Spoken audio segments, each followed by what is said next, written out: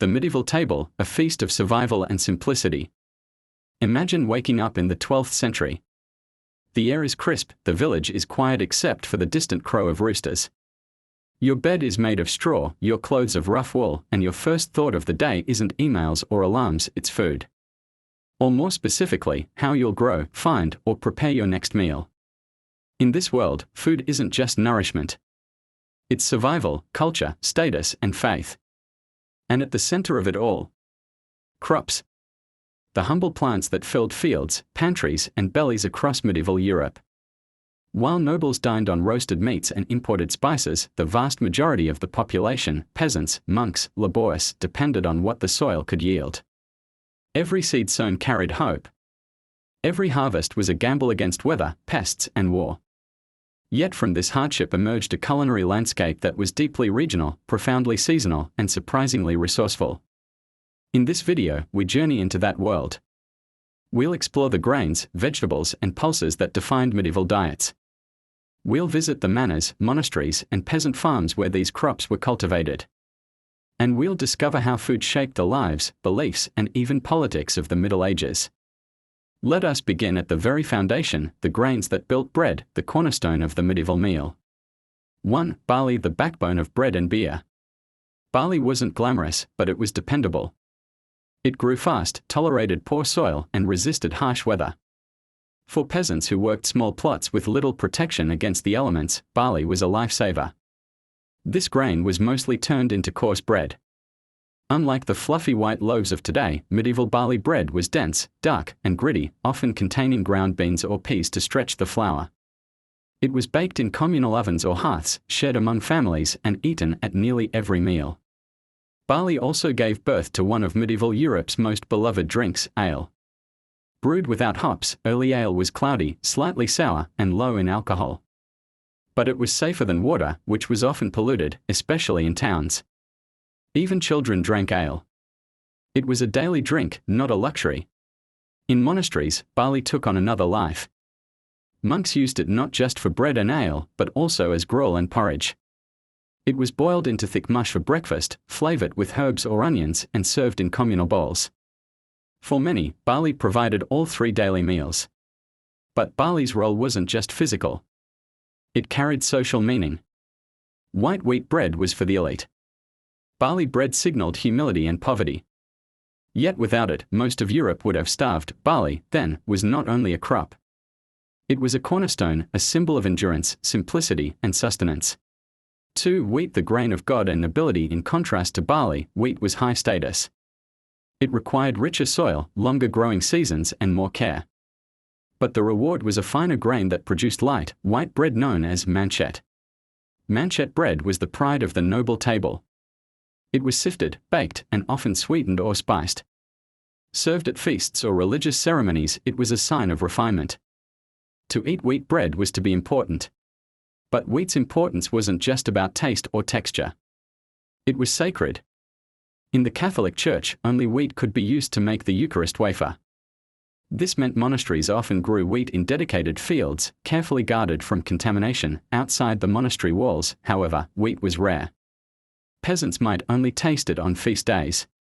It was reserved for moments of celebration, weddings, holidays, or harvest festivals. Still, the aspiration to eat wheat lingered. Families saved money to buy it. Bakers mixed small amounts into barley flour to lighten the bread. And even kings understood its value. Grain shortages often led to revolts. In the grand hierarchy of medieval crops, wheat stood tall. It was food and faith, luxury and necessity, wrapped in golden sheaves swaying in the wind. 3. Rye, the cold climate champion. As we move north, we find a grain that truly defined colder climates, rye. Hardy and efficient, rye thrived in sandy, acidic soils. It resisted frost, survived poor seasons, and yielded more than wheat in northern Europe. Rye bread was darker, denser, and more sour than other breads. It had a distinct flavor, earthy and slightly bitter. But it was incredibly nutritious. High in fiber and vitamins, it kept hunger at bay for hours. In Scandinavia, Germany, and Russia, rye became the foundation of the peasant diet. It was so important that entire regions built their economy around its production and trade. Like barley, rye also found its way into drinks. It was distilled into early spirits or fermented into kvass, a low-alcohol beverage consumed throughout Eastern Europe. Storage was another advantage. Rye could last through long winters without spoiling. In times of famine, it was often the only grain left. Rye may not have been glamorous, but it was vital. It offered resilience. It offered survival. And for millions, it was the difference between life and death. 4. Oats, the humble grain of the highlands. Oats may not have held the prestige of wheat or even barley, but they were a staple in regions where little else could grow. In the cold, wet highlands of Scotland, Ireland, and northern England, oats were a dependable friend to both peasant and pasture. Most commonly, oats were turned into porridge. It was a thick, warm, stick-to-your-ribs meal, eaten with a bit of milk, honey, or salt. In some areas, it was the only breakfast and dinner people knew. Portable and filling, oatcakes made from flattened oats were wrapped in cloth and carried by travelers, soldiers, and shepherds. Oats also played a critical role in animal husbandry. They were a key feed for horses, especially war horses. This tied oats directly to the economic and military strength of a household or manor. No oats meant no horses. And no horses meant no mobility, no ploughing, no war. Despite its simplicity, oats had cultural staying power. Scottish identity, for example, is steeped in oat-based traditions. Even medieval poems and songs speak of crowdie, a dish of oats mixed with cold water or milk, consumed before battle or labor. Though overlooked in grand feasts, oats quietly powered the people. They were the grain of endurance, of cold mornings and long journeys, and of common folk whose labor shaped the medieval world. 5. Legumes, beans, peas, and lentils, protein of the poor. If bread was the body of the medieval diet, legumes were its muscle. Beans, peas, lentils, and chickpeas provided essential proteins, especially for those who rarely or never ate meat. Legumes were easy to grow and restored nitrogen to depleted soil, a fact known through experience if not science. They could be dried and stored, making them a year-round source of sustenance. Field peas and broad beans were the most common, boiled into pottages or stews. Monasteries championed legumes, especially during fasting days when meat was forbidden. In fact, many monks followed a vegetarian diet year-round. Their gardens included rows of fava beans, lentils, and chickpeas. Peasants also relied heavily on legumes. Bean pottage was a daily meal, thickened with barley or root vegetables, flavored with garlic or herbs. In lean times, beans kept hunger at bay. But legumes weren't only practical, they were also political. During famines, rulers distributed beans to the poor. And in years of bad harvests, when grain failed, beans saved lives. Today we think of legumes as humble food. In the Middle Ages, they were far more. They were powerful, life-sustaining, and absolutely essential. 6. Vegetables, cabbages, onions, leeks, garden staples of the Middle Ages. The medieval diet wasn't just grains and pulses. Gardens played a crucial role, especially for monasteries and peasant homes. In these plots, vegetables thrived. Cabbages, onions, leeks, garlic, turnips, and carrots. Cabbages were particularly prized. Hardy and easy to grow, they formed the base of many stews and soups. Boiled, fermented, or stuffed, they were both sustenance and medicine, believed to cure a range of ailments. Onions and leeks were flavor enhancers, adding richness to otherwise bland gruels. Garlic, too, was treasured not just for its taste but its healing properties. Medieval texts recommend it for everything from toothaches to pestilence. Root vegetables like parsnips and turnips filled bellies in winter, while greens like chard and spinach offered fresh nutrients in spring. Most of these were not exotic or fancy, they were everyday survival tools. In noble households, vegetables were often dismissed as peasant food. But ironically, this poor fare provided essential vitamins and kept labor strong. In the quiet gardens behind thatched cottages or within monastery walls, vegetables flourished. They fed families, healed the sick, and added depth to every meal. 7. Grapes, from vine to chalice. Though often associated with luxury, grapes were a surprisingly important crop throughout medieval Europe, especially in regions like France, Italy, and parts of Germany. The primary reason? Wine.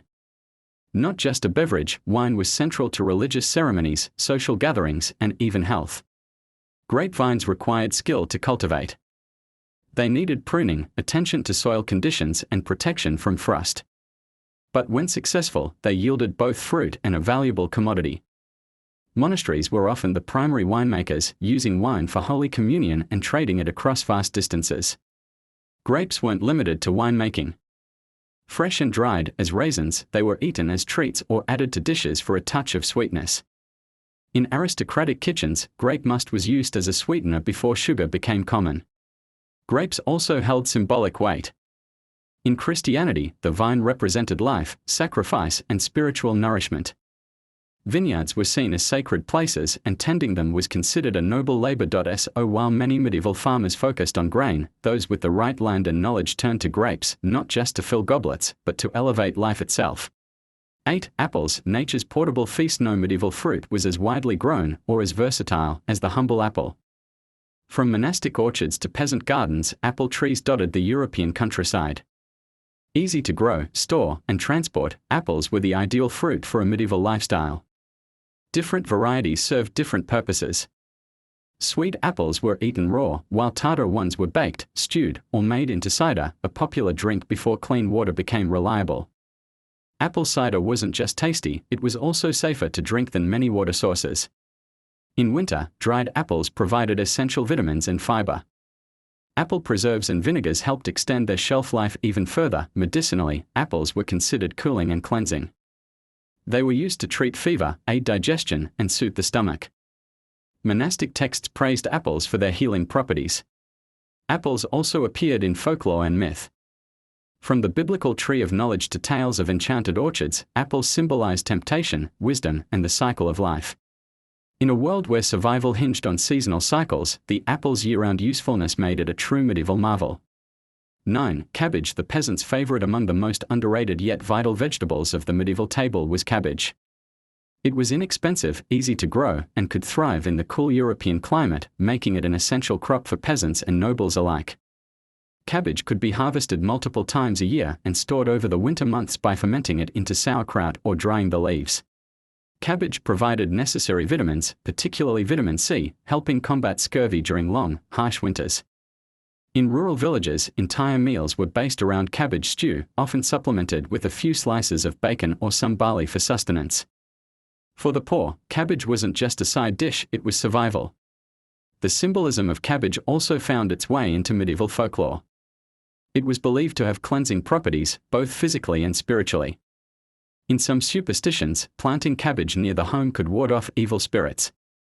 Whether in a noble's stew pot or a peasant's field, cabbage held its place as a true staple of the medieval world. 10. Garlic, the healer's ally. Garlic wasn't just a culinary ingredient in the Middle Ages, it was medicine. Revered for its pungent flavor and powerful medicinal properties, garlic was cultivated in kitchen gardens across monasteries and homesteads.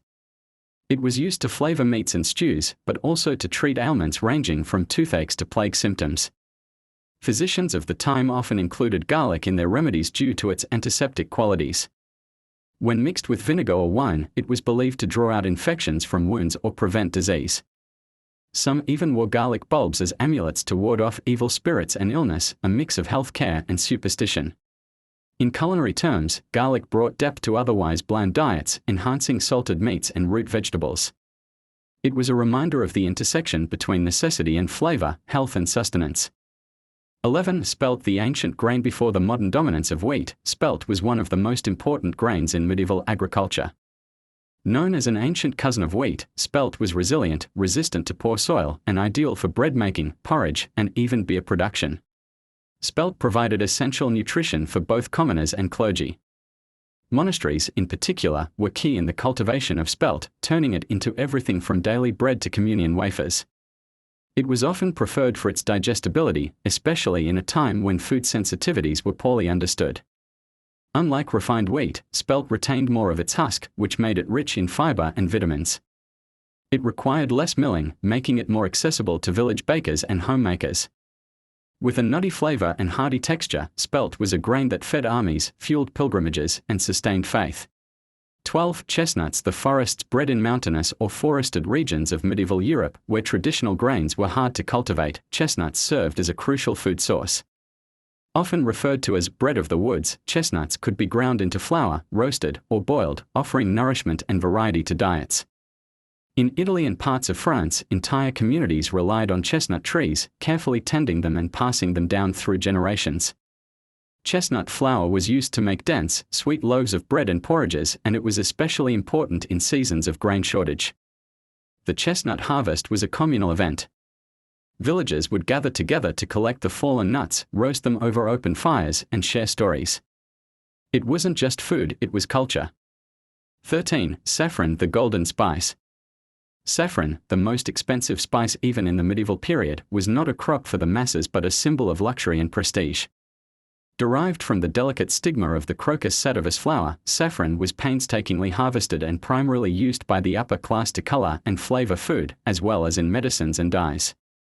Monks and aristocrats infused saffron into rice dishes, sweetmeats, and broths, giving them a golden hue and unique aroma.